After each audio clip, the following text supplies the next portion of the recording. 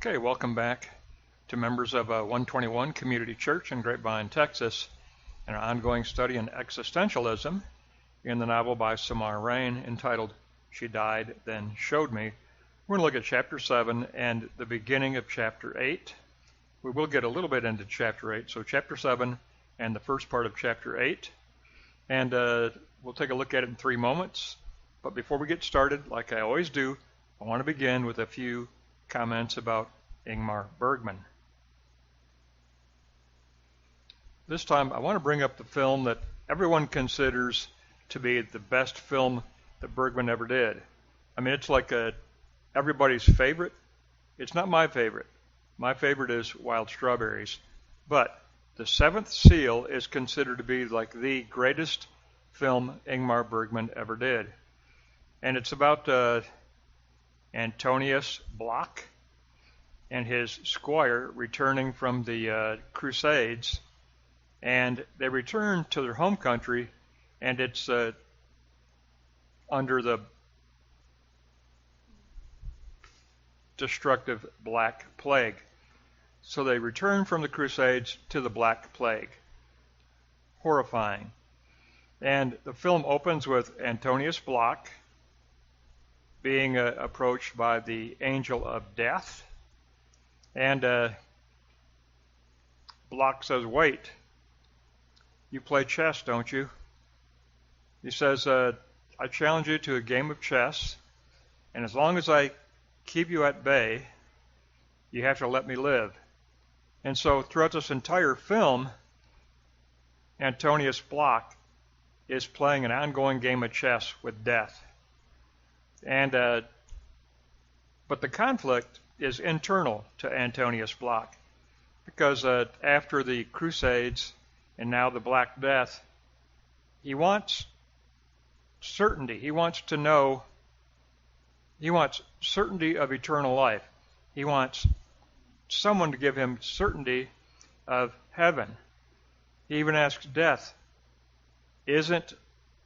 doesn't paradise come after death? Isn't there heaven? Isn't there paradise? And death says, I can give you no assurances. I can give you no assurances. He has to fall back on faith. But the challenge is for Antonius Block, his squire, Jans, is a pagan. And so you've got the Christian knight and the pagan squire. You got that conflict, which is an external visual look at the internal conflict within the knight Antonius Block. It's a very, very excellent film, and it's usually considered, most people say that The Seventh Seal is Bergman's best film. And it is one of my favorites, but I consider Wild Strawberries to be his best. But I bring all of that up because in this Chapter 7 and the beginning of Chapter 8, we're going to be looking at Peyton and an internal conflict within Peyton. She's going to be struggling now. She has to balance life in the spirit with real life in the real world with real challenges. And so there's just like Bergman had with Antonius Block, Peyton Chase has a very, very critical existential conflict internal to her life. Let's get started. We'll go to Block 1 and get started on this.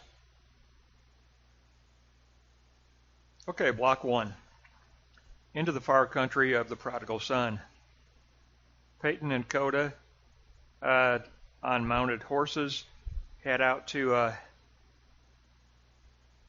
Abiquiu Lake to find Adler the scout. They were followed by the ranch foxhound Cody, their guardian. The prodigal son. Peyton tells Coda that Laylee says she must not complain about the situation she currently faces. Peyton also tells Coda that he's a young man now, and may confide in her about anything. Coda surprisingly responds by asking, "Well then, can I leave Pioneer Ranch?"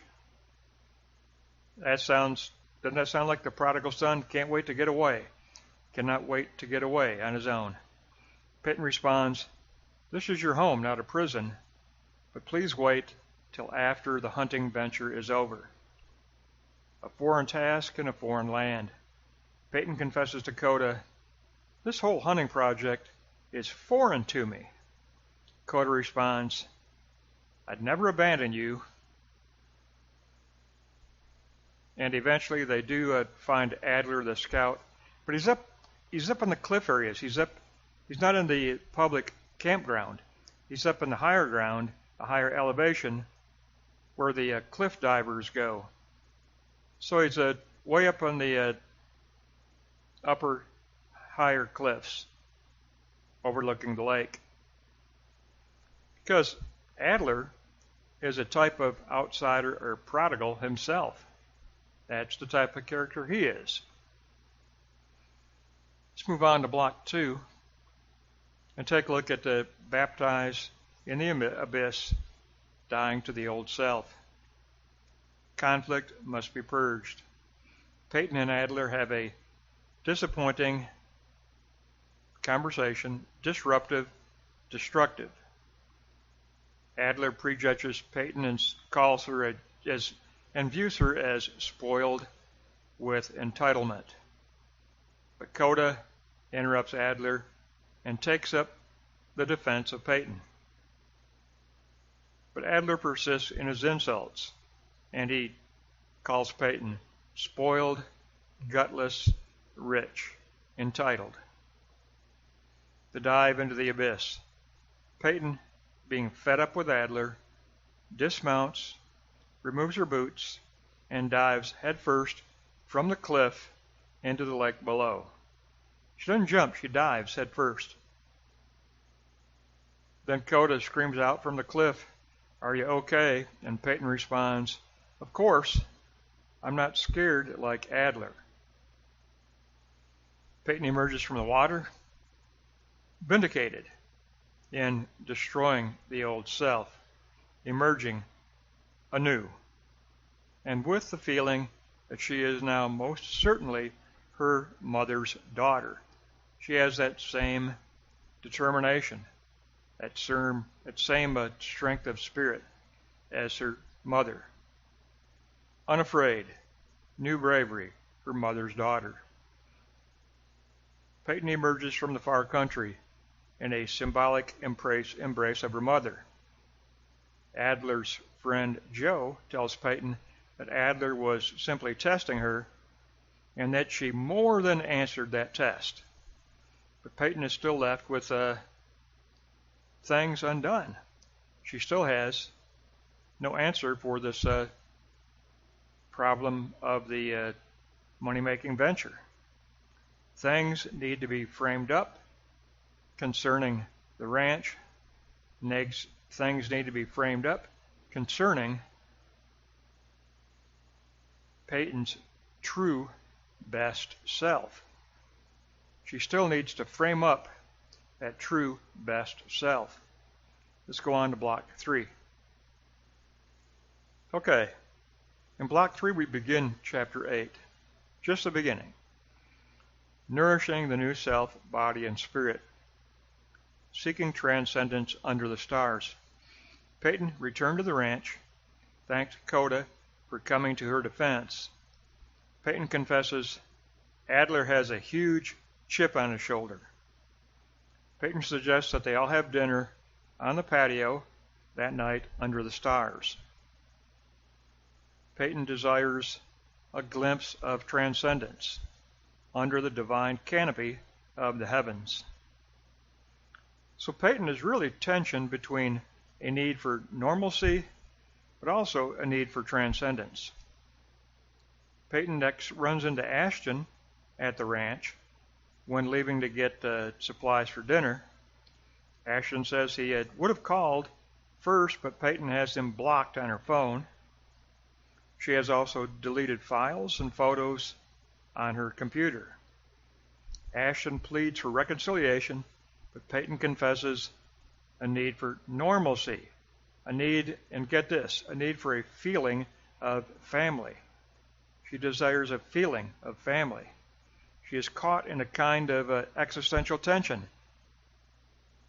between this world and the spirit of transcendence.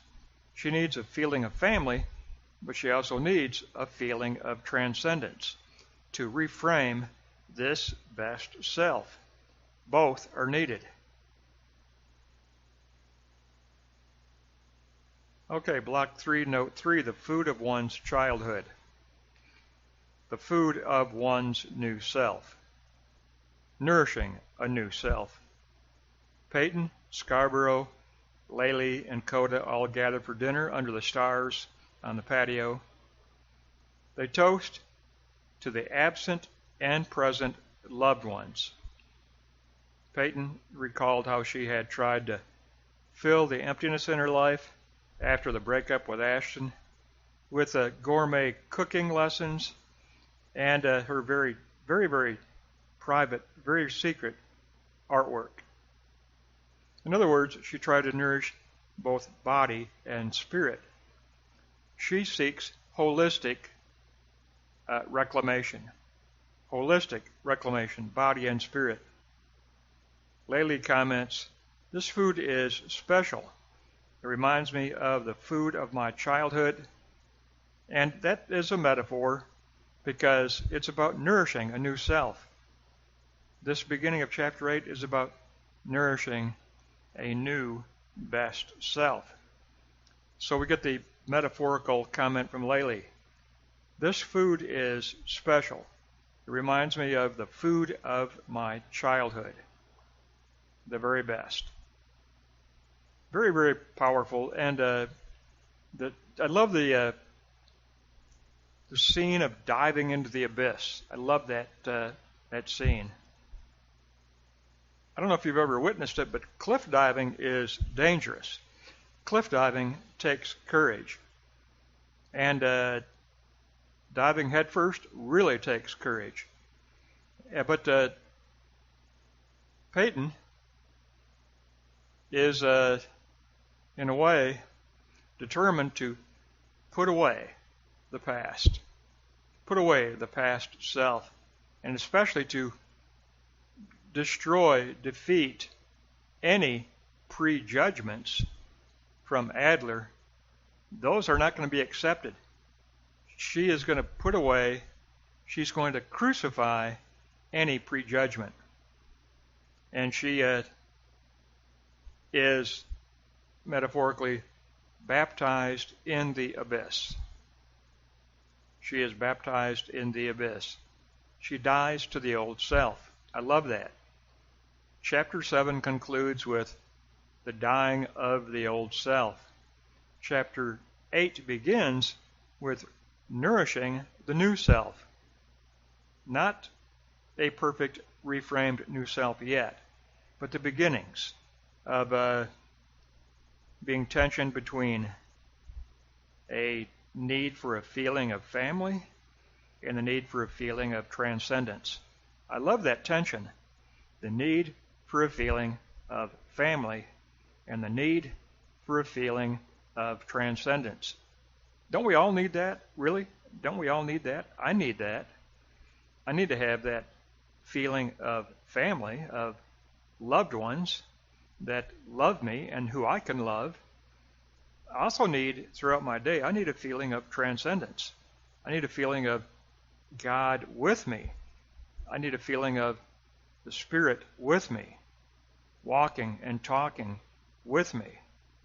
So I identify with Peyton here. I identify with this inner tension of a need for a feeling of family and a need for a feeling of transcendence.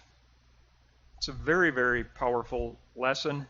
It reminds me of Ingmar Bergman's The Seventh Seal, and it reminds me of Antonius Bloch and his internal conflict. He so much wanted to find the surety of transcendence. He wanted that answer desperately. returning from the Crusades, returning to the Black Death, a horrifying, destructive environment, and yet he desires the presence of God. He desires the presence of transcendence. Very much like the existential drama and tension of Reine's chapter 7 and the beginning of chapter 8. The next lesson will conclude chapter 8, and there's still a lot to go. But this lesson did take in all of chapter 7 and the first third of chapter 8. So next time, we're going to wrap up chapter 8. We're going to look at the remaining 2/3. But very good lesson on being baptized in the abyss, dying to the old self, and the need of nourishing a new self with what? A feeling of family and a feeling of transcendence. That wraps up this lesson, and we'll finish out chapter 8 next time.